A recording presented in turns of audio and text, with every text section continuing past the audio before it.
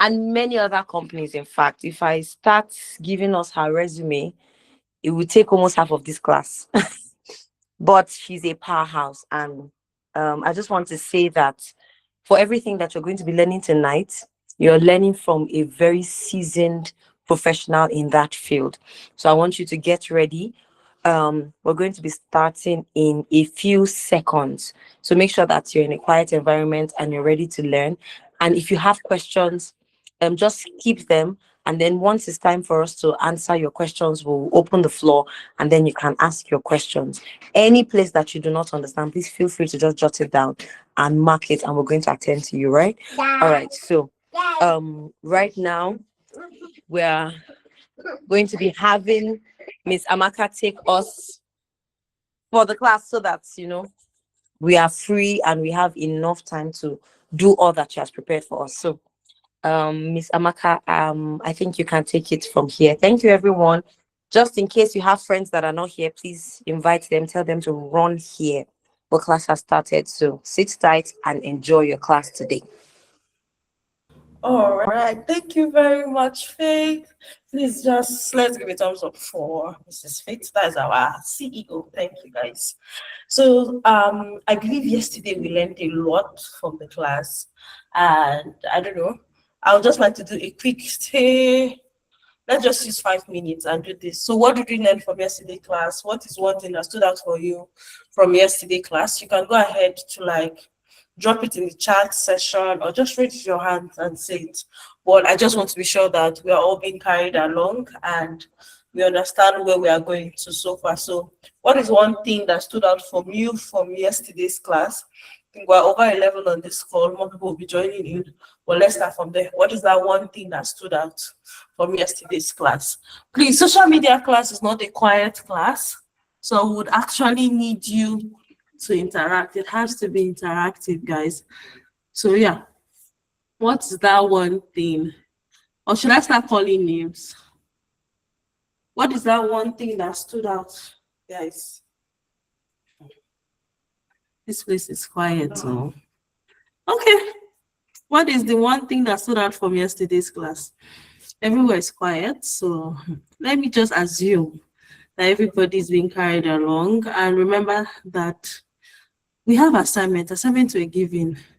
So I believe that since assignments were given and to be turned in, we'll know everybody that is being carried along. Okay, yes, I'm saying this. It's important to know your audience, the right platform, and the right time to post your content. Yes, that is very, very, very important. It is, if for anything, it is the most important thing you should know. Because if you don't know your audience, I would say I don't know what you are posting exactly, because unless you know the people you're targeting, you really don't have what to post. Or even if you are posting, I don't know who you are posting for, because it then means that you don't have any direction. And social media works with timing, because you must have learned yesterday, there are particular time that you have your audience online, and there are particular times you have a particular set of people interact with what you do. So moving on to today's class, if you can see my screen, please go ahead to give me a thumbs up, and then we can continue from here. Okay, beautiful. You can see my screen. Good.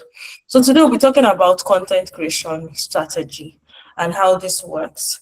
One thing I'd like to say is that with content creation strategy, there are things that have to be put in mind. And that means that for today's class, we're going to be learning in this form. We're going to talk about the different types of social media content, the content pillars and themes, storytelling in social media, writing engaging caption, hashtag strategy, and practical application. I think someone asked about hashtag in yesterday class. I hope they're on this class so that they can see what we're supposed to do. So for moving on, we're starting with the types of social media content. Now, for every content you have come across on any social media platform, it has to be either one of the 6 types of social media content you're seeing on this slide. First, educational. When we talk about educational content, it's invariably saying that I come across a content that tells me something or teaches me something new that I have not seen before, or more or less reinforce a particular knowledge of what I have heard or learned before. Now, with educational content, what we're doing here is teaching something useful and then trying to make yourself stand as an authority. Now, there are certain content creators that are known to teach educational content. What they do is, depending on the brand, they pick out something and then they educate you. Now, for a fashion brand, they can educate you about color pairing and what colors to wear, what color not to wear.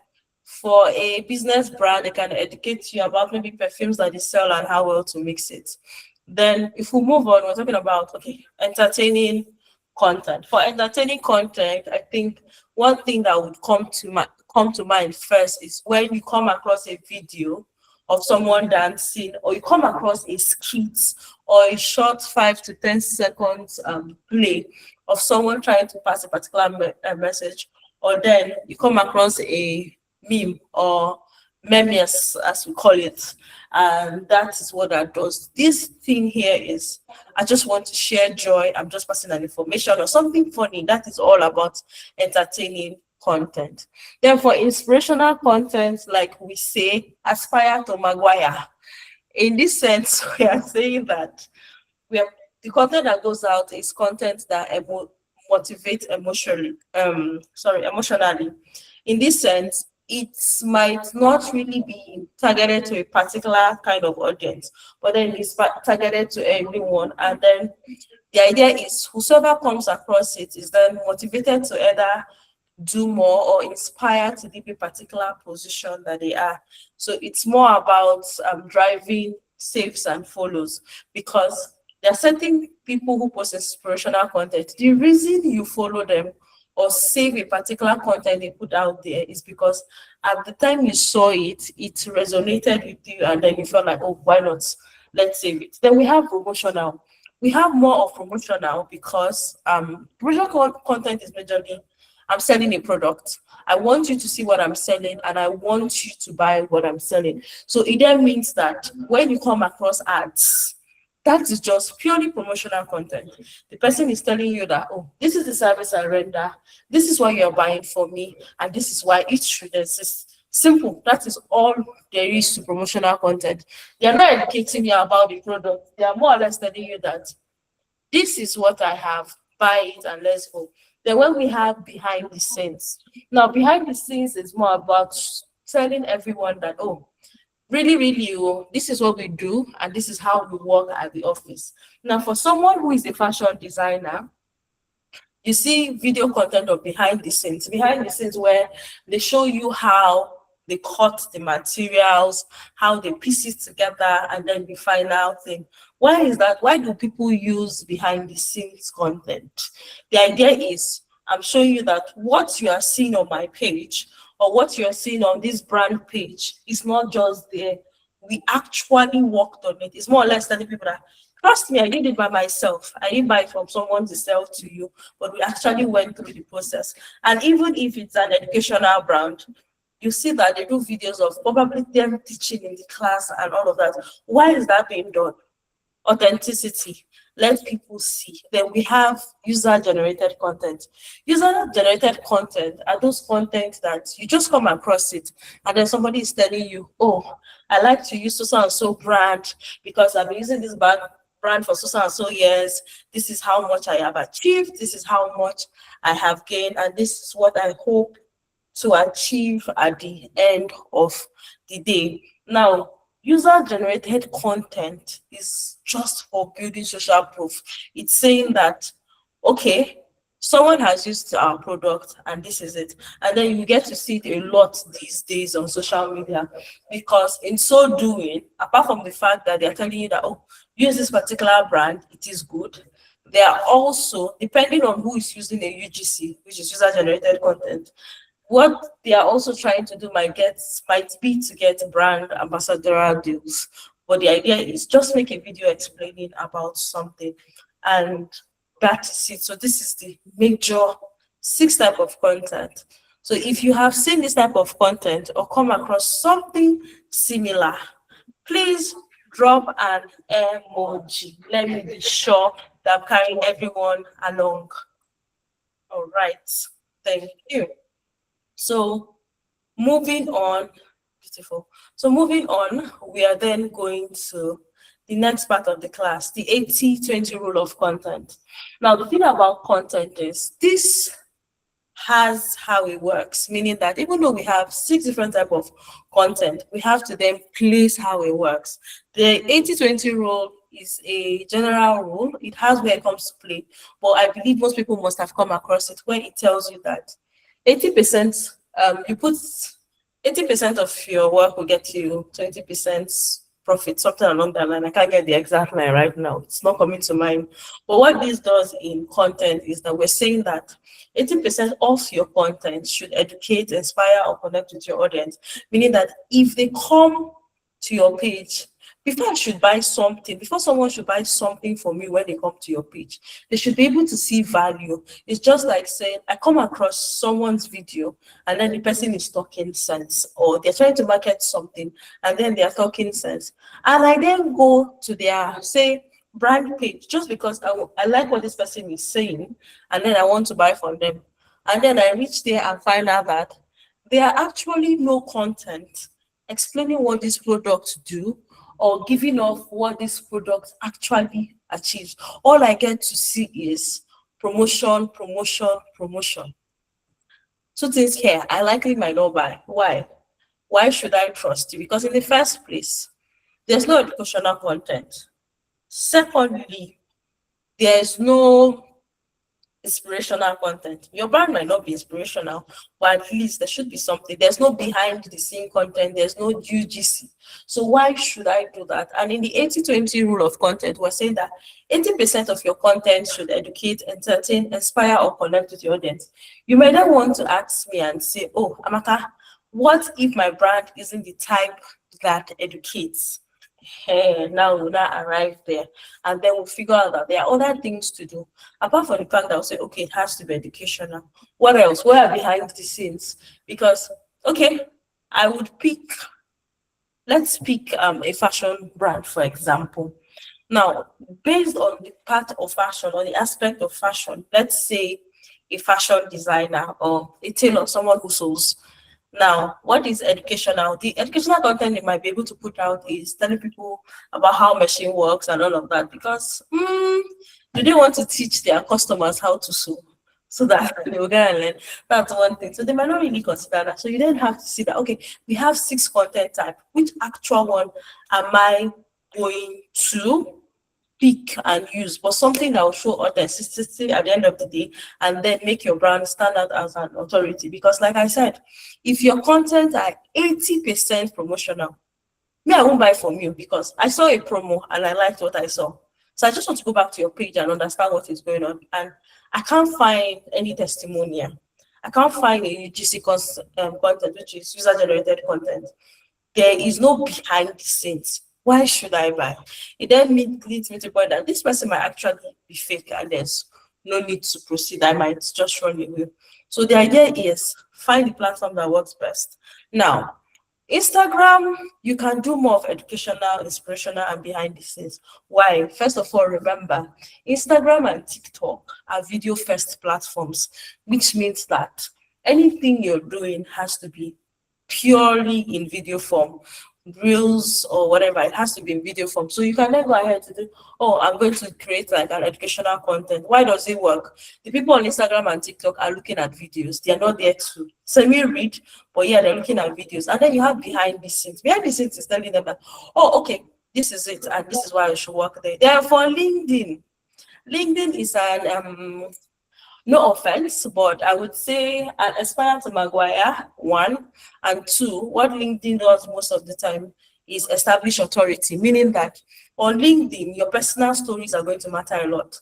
It's not just writing because you want to write, it's actually sharing things that you actually understand so that people understand that, oh, this person knows what they are doing and I should probably go with them or work with them. And then share educational and inspirational content as well. For Facebook, we talked about these platforms yesterday. So I believe right now, you know the exact audience on these platforms, and then you know how to work with them.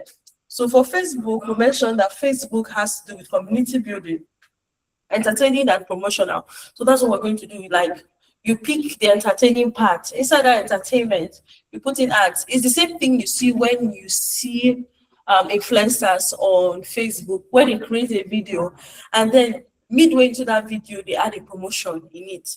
It's just to pass a message so that everybody knows. Then we know Twitter. Twitter is majorly for bands, but at the same time, depending on what you're looking for, you can do educational tips, you can do entertainment, and then you can give hot takes because this is what this platform is all about.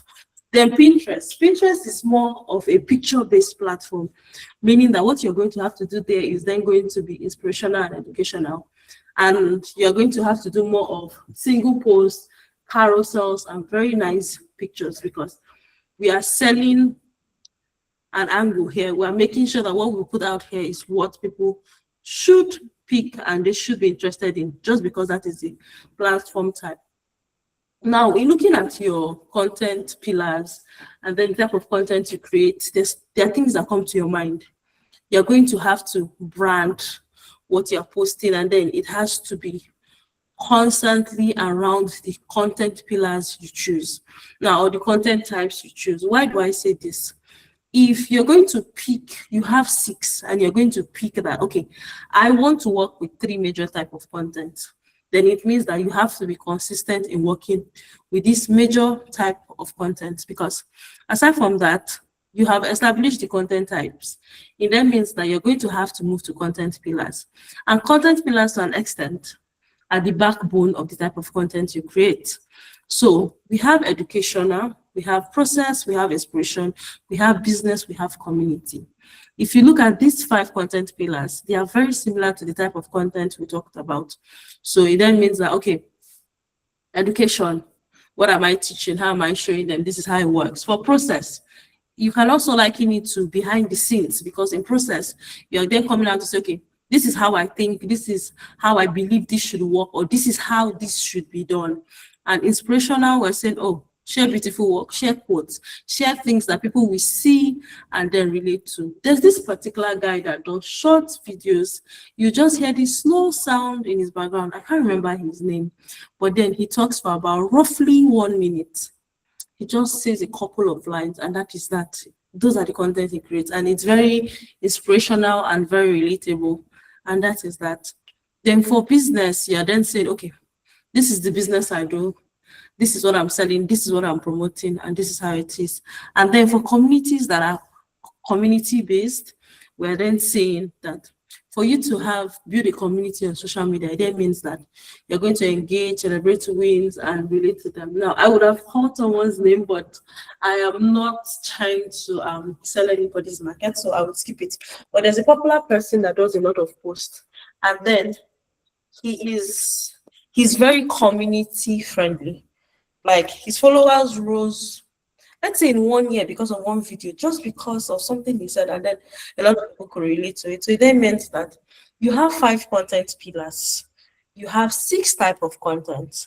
I would then say pick at least 2 or 3 and work on it. Don't decide to use all 5 because using all 5 is simply setting up yourself for failures. And deciding to using all 6 type of content is deciding to set up yourself for failures. And then deciding to use all 5 content pillars is also setting yourself up for failure. Pick 2, pick 3, and then know that this is what you're working with. Like we said yesterday, know your audience, know what works for them, and stick with it.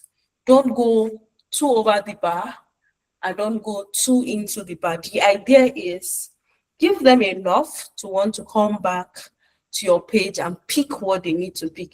Even if you're selling, even as a business, that is what you should do. Now, at this point, I'd like to pause. If I'm going too fast or you have any questions so far, please go ahead and then drop it in the chat so that I know that, yes, this question is here. Okay? Okay. Okay, I'm not seeing any questions, but okay. So let me believe that you are still writing down and then we'll continue from there.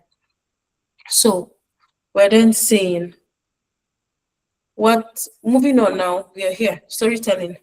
The act of storytelling is simply telling a story that people can relate to, and making them understand why they should go on with this particular page. It's just like when you see AI generated content these days on TikTok. The idea is they tell stories that are very relatable to the everyday human life and very memorable. The only thing is they tell it in such a way that you just have to stay and watch it from beginning to end. And the thing about storytelling is that you're going to have to create a hook that would get people to stay and want to, like, okay, play your video for the next 3 to 4 seconds and decide if they're going to play that video from beginning to the end. Now the next thing is a conflict slash a journey. Show the struggle, show your starting point. It then depends. Then you have resolution and CTA. In this case, you have hook, you have conflict, you have resolution. So it simply means that if I go ahead to say that I have an unpopular opinion, learning alone or learning social media management alone is a trap. Why do I say this? It's simply because when you get to learn alone, it then becomes a struggle because you have to then figure out what do I do and what do I not do and what is working. And since you're learning alone and don't have the help of others, you might run into problems, and trying to figure it out by yourself is tricky. So if you learn in a community where you have other people learning the same thing and you have instructors who are willing to answer you when you ask a question, it then becomes easy for you to solve your problem. Because at the end of the day, what that community does for you is, if you have instructors who have spent about 10 years in the industry, it gives you 10 years knowledge for free. And then it helps you prevent certain things that should have happened. Now, you have listened to my story. Do I have a hook from this part I just said? From what I said, can you pick out my hook? Can you pick out my conflict? Can you pick up my resolution? I need answers. From what I have said, this last part, the example I give, can you pick up my hook? Can you pick up my conflict? And can you pick up the resolution? We're going to stay like this, so this class cannot be quiet. I'm seeing that question. We'll go to it at the end of the class. Sorry, good evening. Can you come again, please? Okay. I said I have an unpopular opinion. Learning social media management in isolation is not good. Reason being that you get to struggle on your own, and then you run into troubles you can't easily solve because you are learning using a solo journey. Now, learning in a community gives you an edge because if you have people who are doing the same thing with you and you have instructors who are actively working in a field, what this does for you is it gives you more years of experience and help you resolve a problem faster. So joining a community is the best way to learn, and joining the Ivory Learn community is also a best way to learn social media management. Now, I made a tweak because I got that off the top of my head right now. So yes, can you pick my hook? Can you pick the conflict? And can you pick my resolution? Okay, for me, I would say your hook is unpopular opinion that learning social media is not a good one. That's the hook. Then that one attracts me to reading more of why you said that. Then the conflict is about joining a community to become a good social media manager, as the case may be. And Okay. yeah. The resolution is joining a community to join Yes. a community to become a social media manager. Exactly. So thank you, Alabi. So that is just it. Now, I simply told you a story and you are then forced to pause. So it then depends on what you're talking about, but your hook must always be present because nobody will buy into what you are saying except you have a good hook. There's one thing I would like to state clearly. In videos that are being posted, your video goes viral based on how many people plays it for the first 5 seconds. So it then means that if I'm not able to hold enough people, I don't know how many people it takes for it to go viral. But let's assume it's 1,000. If 1,000 people are not able to play my video for the first 5 seconds, it then means that video cannot go viral. It will just be strolling on its own till for some reasons I get the number they are looking for, and boom, that is where we move on. So yes, that's it. That's what we need to do. Always at each time identify where you're coming from and how to solve this. And I would like to say, okay, storytelling frameworks that work. We have the before and after, the problem, agitate and solve, mistake and lesson, question and answer, and hero journey. Now, these are just frameworks. You're going to decide how you're going to put them together and how you're going to make them work for you. We're saying, okay, before and after. Before and after can just be one content. The idea is this was how it was before, and this is how it is now. It's just showing the change, the transformation. More like someone putting a video showing how when they started recording videos to post online, their flow wasn't clear, the way they talked wasn't clear, how they looked at the camera wasn't clear. And this is them 5 years after, being able to speak to the camera without fear, flowing clearly without having to stammer. That is before and after, and that is done. Then problem, agitate, and solve. The idea is, I'm saying the problem. The problem I said is what reasons why you should not become a social media manager. And then I created why you should solve your problem or how you should solve it. And then we get to the end of it, offer the solution. That is another framework. Then you have mistake and lesson. Mistakes and lesson is just videos or pictures you see where you see things I wish I knew before I started learning social media management. You say it and then like list it and then go on. Things I wish I knew before I started learning social media management. I wish I knew that let me see, what did I wish to know? Okay, invariably, I started learning social media management sometimes say 2014. 2014, yeah, 2014. And in 2014, social media wasn't really a thing per se. It was just coming up and not a lot of people knew about it. So things I wish I knew as I did when I was learning social media management, I wish I knew that it had to do more with education than selling. I wish I knew that you had to take note of what your impression is, how it counts, and how to get to the right audience. I wish I really knew that ads would play a role, and I wish I knew engagement would work. Reason, these are the mistakes I know I have, and I know I've like corrected over the years, but this is it, and this is what is it. And then I go ahead to say, okay, now that these are the mistakes I did wrong when I first started learning social media management, this is what I've done to correct it. And this is it. And why this works is, okay, I'm more or less telling you my growth process because a lot of people feel like I'm coming into social media management.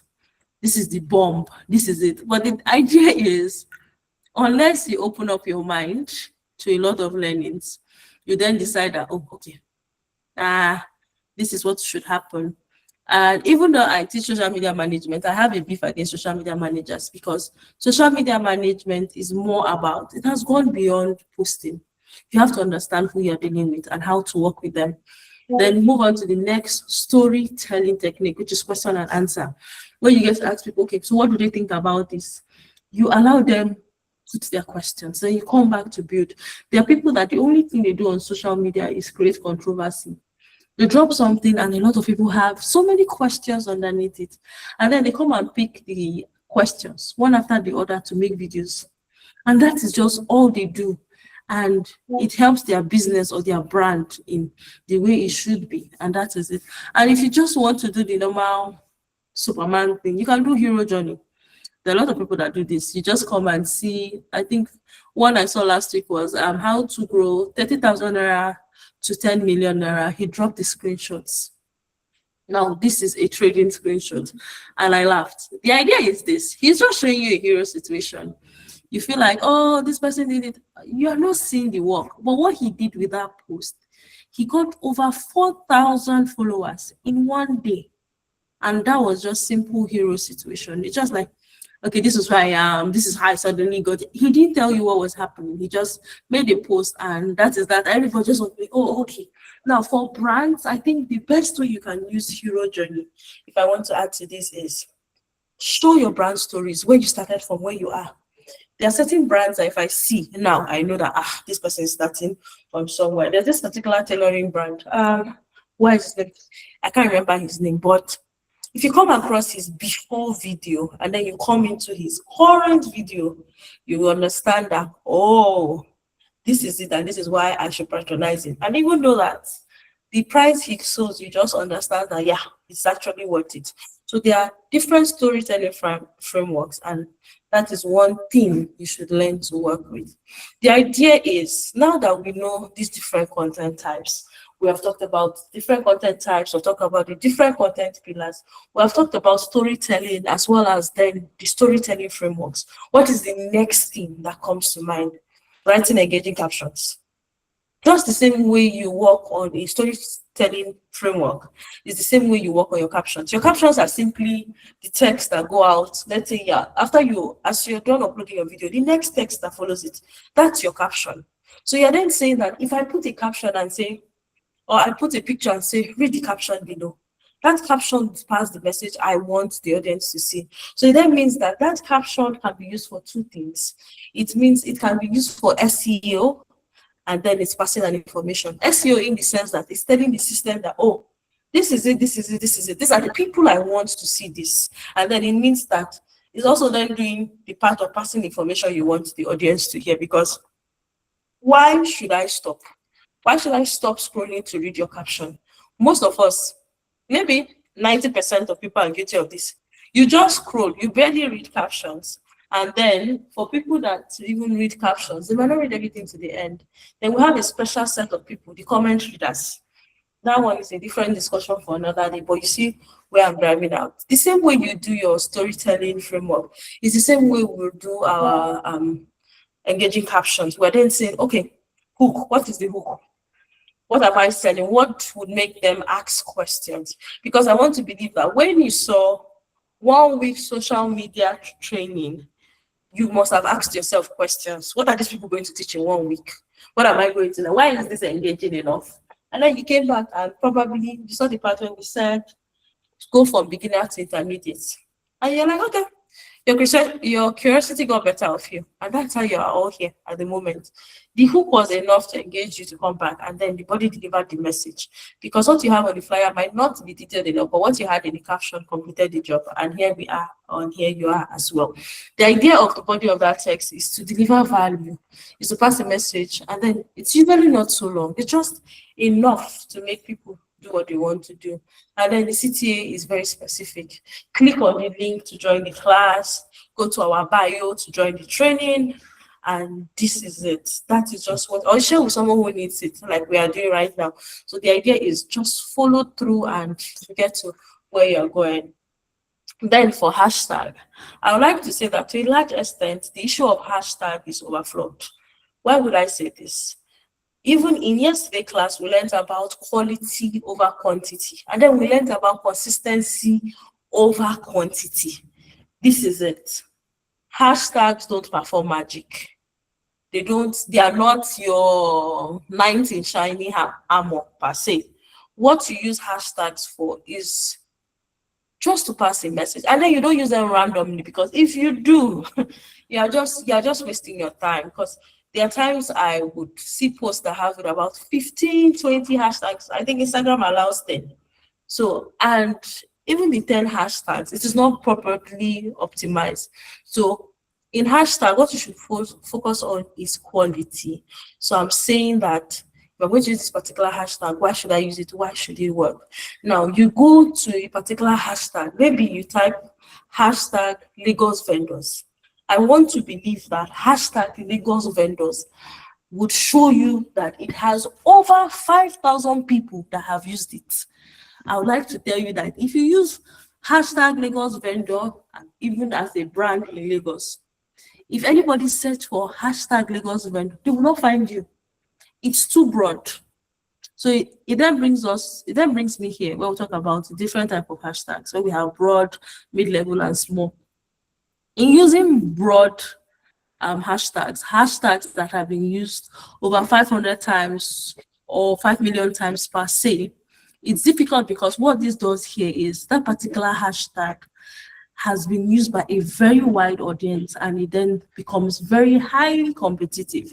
So if you're a brand that has 1,000 followers and you decide to say, oh, I'm going with hashtag Lagos vendors, I want to promise you that the first 50, let's just say the first 50 brands that will pop up if somebody should do hashtag Lagos vendor, your brand will not make it to that list at all, because people that have used it might have more following. And then the system favors people who are consistent. It favors people whose account has active followers who are always liking, reposting. And then this is your own brand that doesn't have so much. So it's best to avoid broad slash niche hashtags. And then we have mid-level. Mid-level isn't as high as broad. It's just about 50 to 500K posts. Now, the very interesting part about mid-level is it is very random. Even though it's that less, you can use it and get what you want. But it still has its competition, but it's then not as high as broad niche. Now, we're using hashtag Lagos vendor. Another thing that will save you is instead of hashtag Lagos vendor, you are still in Lagos, so you can go ahead to say specify by picking your particular area, e.g., hashtag Ikeja vendors. And even in Ikeja vendors, the thing I like about hashtags is the minute you're done typing it, it shows you a drop down of that Ikeja vendor. But then it shows you different way people have written Ikeja vendor, whether vendors in Ikeja vendor or vendor Ikeja or something. It then shows you the breakdown of how many people have used it or how many posts this hashtag has been used, so that you can then go ahead to pick it and use it, and you're good to go. Then for the small niches, which is beautiful, these are hashtags that have been used maybe 1K to 5K posts. They are not they've not been used so much, and they are highly targeted, and they have the highest engagement rate. Now you will notice broad has a wide audience and has high competition, but small niche is highly targeted and has highest engagement, despite it being small. And look at broad, where broad is. So it then means that, okay, if I'm going to use hashtag, do I need to use 20 hashtags? No. Do I need to use 10 hashtags? No. Can I use 5 and still get what I want? Yes. So it's then dependent. If I were to use the hashtag, I would say go with picking hashtags. Say mix them. You already have the 3 major ones. Mix them, but I would say do more of small hashtags, that small niche hashtag, before you do mid-level. Then you can wrap up with broad. Why am I saying this? If you use small niche first, small niche already has high engagement rate. It's easy for more people to see because it has been used by less people. You're then giving yourself a competitive advantage, even as a small brand, to like sort of make it to the list. And by the time you now add mid-level hashtag and add broad niche, that's it. You are right now on boss mode. Not really boss mode, but enough to get people to see what they really want to see and how to get to find your brand. That's why we always talk about brand optimization and how best to use it. Now, practical applications. As this class started, we talked about different types of content, the 6 types of content. We talked about the content pillars. We talked about 6 types of content pillars. We talked about storytelling. We talked about 5 different frameworks for storytelling. And then we talked about hashtag and how to use our hashtag strategy. This is the assignment we have. Practical application. This is what we turn this over back to the class, because I want to believe that for everything you have heard here, you should be able to put it into use. Because to become a good product manager, social media manager rather, you'd have to understand what you're doing and how well you're doing it. You're going to pick any brand. Okay, not even any brand. Right now, you have a brand here, a skincare brand. It's frictional, Glow Lagos. Create 1 educational, 1 inspirational, and 1 promotional content. You're then to go ahead to do 4 content ideas. Pick a brand. Pick any brand of your choice. Create 4 posts content plan using the content pillars, the types, and the storytelling platform. Then analyze real brands, analyze all their posts, group them into content type, content pillars, captions, and hashtags. And with that, I have literally come to the end of my class. I hope I wasn't too fast. And even if I was too fast, this is where you have the floor open. We have about 17 minutes to go, and I'll ask you to ask your questions. So yeah, do you have questions for me? And please, this will not be quiet. Thank you. Before I pick up, okay, yeah, so there's a particular question here. Is it advisable to run ads? I would have said, I would say this. There are more contents to running ad. So why are you running an ad first? What has your page done? What do you have on your page before you choose to run an ad? And what product do you even want to run an ad with? Generally, with running ads, you have to show workings before you run an ad. If I were to open a new social media page right now, it means I'll have to do a lot of work within the first 1 month for me to be able to run ad at the end of that 1 month. So yes, running ads is good business, but what have you done on the page to make the system even show what you are running to people who need it?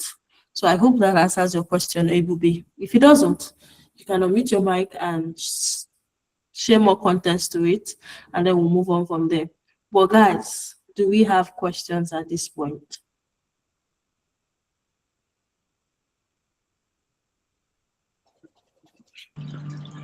Good evening. Good evening. Can you hear me? Yeah, good evening, Alexander. Okay. Uh, I'm grateful to be here. So my question is simple. I'm not much of a content creator, so to speak, but I manage I manage a couple of pages, especially for my church. So my question is, I've been running this page for a while, and then it doesn't seem to be getting past. Okay, one of them is not up to 1,000 yet, but Okay. it's monetized. It's about 900 and something. I have another one for 530 something. Another one again for 500 and something. And I think I have like 5 to 6 pages I'm managing. Now, Okay. I've been trying to. Each page is over a year. I've been Okay. trying to get them to scale. I Okay. don't know what I'm doing wrong. We post for most of the pages we post every week. Okay. For some, maybe because of activities and you know eh, what they do in those pages, maybe once in 3 months, some maybe once in 2 months. You understand? So, how do I get these pages to go from 500 to 5,000, from 5,000 to 500,000? How do I do that? Okay. So let's start with it. These are church pages and you manage it and then they post weekly. So let's start with those that they post weekly on. It then depends on the type of content you post on your page. Number one. So what content do you have there? How well do you get people to engage on it? As this is a church social media page, it then boils down to where are the church members, because they should be the first set of people to like your page. The algorithm shows your page based on the type of followers you have. And another thing that might be going wrong with your followership is that the followers you have are very quiet, and that's where that happens. That's why you see that people make posts and then they try to get other people to post, or then you target other platforms that do something similar to what you do and comment. Now, I'll give you this example. There's this particular social media page. It's called the Street Bible. Is it Street Bible? All their posts are made in yellow, something street. They make Yes, Bible the Street verses. Bible. Yeah, Yes, yeah, I've seen that. I follow them. good. The Street Bible does more Bible verses in pidgin. And what they do is they post it. If you notice, the followers are very active. If a post comes out, you see nothing less than 500 comments, 200 comments. You shall see comments. That the activities of followers that they are actively on the page, they're actually dropping comments, sharing and reposting, is why the algorithm will push what Street Bible does more, even without them running ads on their platform, because they have active followers. But in cases where you then have this platform, you don't have active followers. You have, let's say you have 1,000 followers. And in 1,000 followers, if you make a post, only 2 people comment on that. What it does to the algorithm is tell it that they are not active. The people here might be bots and there are no need to spread it. So that is one thing that might be categorically wrong with what you do. And for the pages where you get to post once in a month, that one will not grow. It can't, it's okay. I'll use this word. It will not grow. It won't grow. Why? Social media moves faster than you think. That's why when I hear people say, abandon social media for 3 months and come up. I would like to shock you that 3 months you abandon it, by the time you come up, you're starting from ground zero. The algorithm has changed. A lot of things has changed in the system. One thing that happens is that social media algorithm and flow changes every blessed week. We might not visibly see it, but if you're in social media management, I think for those that experience it, glory can bear me witness, faith can bear me witness. The algorithm changes every week, meaning that if what I post this week might not be relevant next week, a video can go viral this week, and I post that same video next week and it won't go viral. It's just how the system works. So you have to then think of how to make sure that, okay, even if I can't be posting every day, can I be posting twice a week consistently at the same time? It's more or less to tell the system that this page is active and this is it. So is then what I'll tell you to do is go back, reevaluate what you have, pull out your analytics, pull back from as 2 years back, and then look at what was doing well before. Try to pick what was doing well before, work on it, and start again with that same flow, and then see what happens. And for your church, maybe do a lot of pushing in the church. Let people in the church follow, like, relike, post in social media groups just to shake up the algorithm and wake it up. Yes, so that's what I have for you, Alexander. I hope that helps. I'll get back to you if it helps. Thank you. No problem. Okay, on the other hand, Alabi, go ahead, please. All right. Thank you so much for the class so far. So I have just two questions, and the first one is, um, let's put it this way. Let's assume that you're working for a particular brand. Let's say maybe a non-government organization, non-profit government organization, and as NGO, and you eventually get to lost your account or lost the account of the organization, which is maybe an Instagram account, Yeah. maybe yes, maybe the algorithm or the system get to knock off the account, like disable the account. Yeah. The question is, how do you get to start this page again? How do you start this page again? That's the first question. How do you get to start this page again? And for the previous account, the account that was lost, you have like 1,000 followers already, which were built from organic postings and you know people liking here and there. You tell people about it and all of that. So how do you get to start afresh? Because it might not be easy. Then secondly, is um AI. How does AI help in helping you build a particular page? What AI platform really helps you build a particular page? Because I know that most people think when you say AI, think AI is just ChatGPT, but I feel there's a particular platform that helps you with your social media page that can really give you accurate results, and that can really give you accurate results to build a social media page. So that's just my two questions.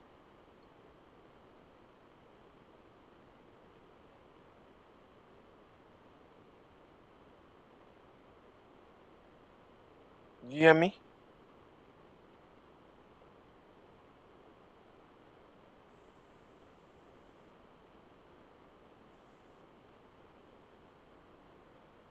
Oh, she's not online again.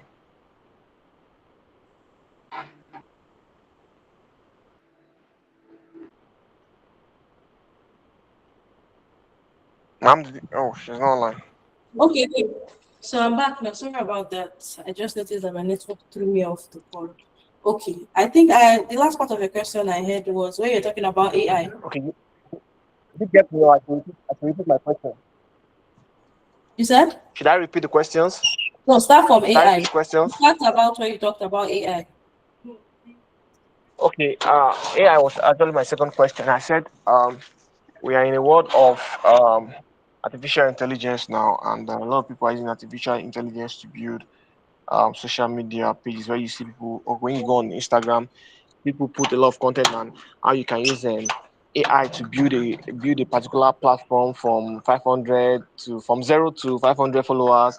to 1,000 followers and all of that. So I'm saying what AI platform is best used to build your social media platform, what works, because I believe that most people feel that when it comes to AI, it's just ChatGPT. By now, there might be platforms that Okay. really work So for let's start social media. from your first question about losing a page. Now, the page that you have lost has been lost. Recovery is very slim, especially if you're dealing with Meta. It's very, very slim. So if you don't get it back, you start afresh. I think what this does for you is to give you a head start. The same way you grew your first page is the same way you're going to grow the new page. The only thing that would happen is that you now have more time to experiment. So if before you were posting using a particular content, it's now more or less going back to the drawing board to ask yourself, this content was the type I was using when I had an account of 1,000. What did I do when growing this account that made me grow it? And then how do I then multiply that effort in getting this new account? So is that thing that you're going to do? It's more or less saying that reevaluate what you have before. If you can get your previous content calendar, look at it and replicate it. I can't promise you that, okay, you definitely get your 1,000 followers if you keep up to it and do what has to be done. But I'll tell you that with a new account, do experiment. For the next 1 month, you can try all 6 content types. After 1 month, go back to analytics, pick out the content type that's working and use that to run. You'll then be able to build your new page faster and get what people need. Because at the end of the day, you're still targeting the same particular target audience you were using previously before you lost your account. It then begets the question that are you going to target same people or are you going to make adjustment to your target audience? What times are you going to be posting now and how often are you going to be posting? That is what you can then work with and deal with. So that is what you would work for that. For AI, I would like to say this AI is here to help us, but there are certain things AI cannot do, especially when it comes to social media management. I would say this AI can help us with creating content, our content calendars, our content strategies, our content pillar. But the thing is, in as much as it will help you, you will need to have understanding on your own to back you. Because what you are dealing with is a large language model that has a lot of information, meaning that it will give you anything it feels works for your brand, not necessarily because it is meant for your brand, but just because it feels that, okay, they say I should create a content calendar for a fashion brand. Check my system, bring an answer, and drop it. So the thing is, there's more to AI than ChatGPT and everything, but you're going to have to use a bit of your reasoning power. AI is here to help us and not take things from our hands. So it means that if I'm going to ask AI to do anything for me, I'm going to be basically giving it what I believe. I'm going to be giving it my entire thought process to work on it and give it back to me, and I pick up from there. Because there's one thing that I would use this word allegedly. AI has AI has no emotional intelligence, and allegedly, as of now, it's still being developed. Allegedly, as of now, there are certain things that AI might not be able to pick up. Why? Human beings adapt very easily. AI is a language model. It won't adapt as fast as we do. So it then means that we're going to have to learn to make it work for us. When they say AI will grow your page to 1,000, I like to tell you that except you are going to have to customize a bot that will actively be posting, chatting, and engaging for you. And that is not going to come cheap. And most companies will not, or businesses will not be able to afford it. So it then means that it falls back to human knowledge. It's then left for us to decide to say, okay, I'm going to use AI to get this particular thing and make it work. Just like your page that you have lost. You can use AI to do a lot of analysis to get you certain data and tell you what content type to try.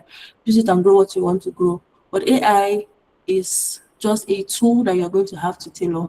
And your foundational knowledge of whatever you're using AI to do is what would help you get the best out of it. That's all I will say regarding that. Thank you. Are there any questions in the chats? So if there are no questions in the chat, I don't know, do I still have my CEO here? Yes, please, I do have my CEO here. So hi, guys, I'll be handing over back to my CEO, Mrs. Faith. Faith, please. Thank you very much. So, coming back to you. Thank you so much, Amaka, for such, like, even me, I was like, "Ah, I'm going to use this for my personal page. But please, if you enjoyed this class and you got some things, I want you to drop an emoji, maybe the clap emoji. Let's celebrate Amaka for such a wonderful and enlightening session. I really enjoyed it. Like, personally myself, I was so glad, and I was taking note of a lot of things to use for my personal brand. But I'm happy, and thank you everybody for um being a part of this. It just shows your commitment. We started on Monday and you're still here today, Wednesday.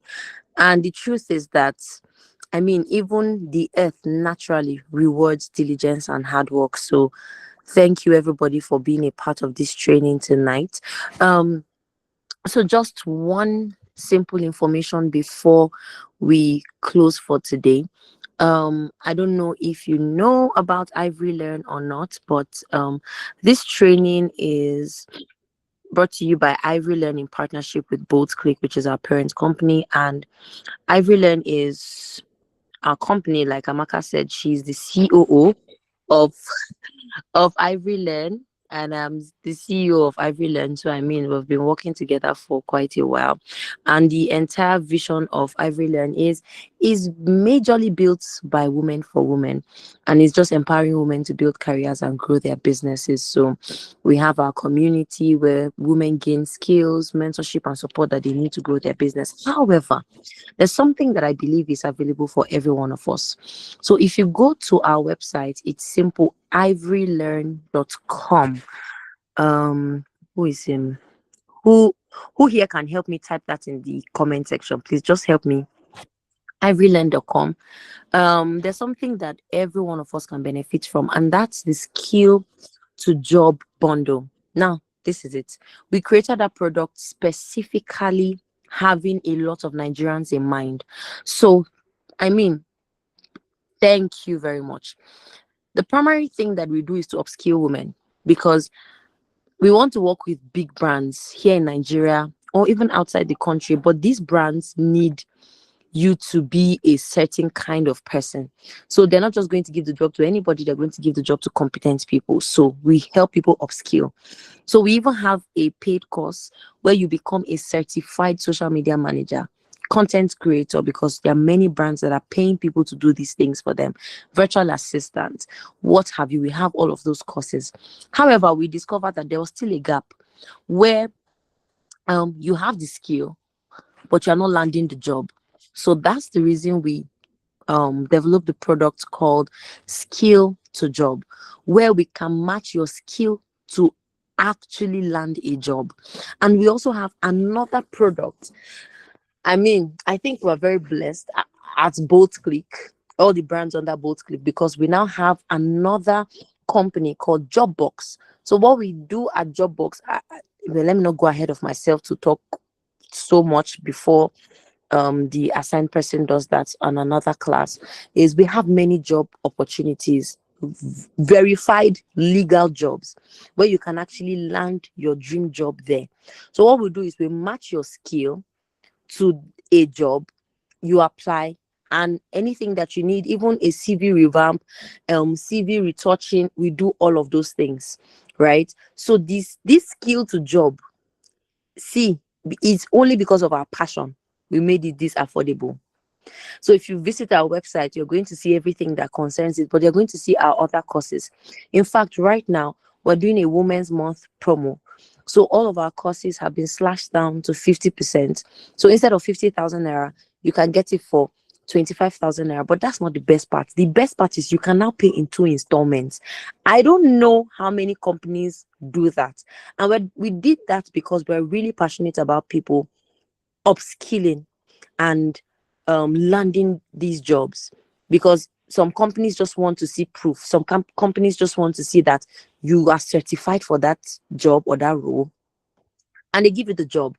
So that's what we're doing. And I know that it is built by women for women, but if you're a man, you can as well participate and take advantage of it. So I want you to visit our website, ivorylearn.com, and see everything that we have there, and just take advantage of all of our packages, our programs, our bundles.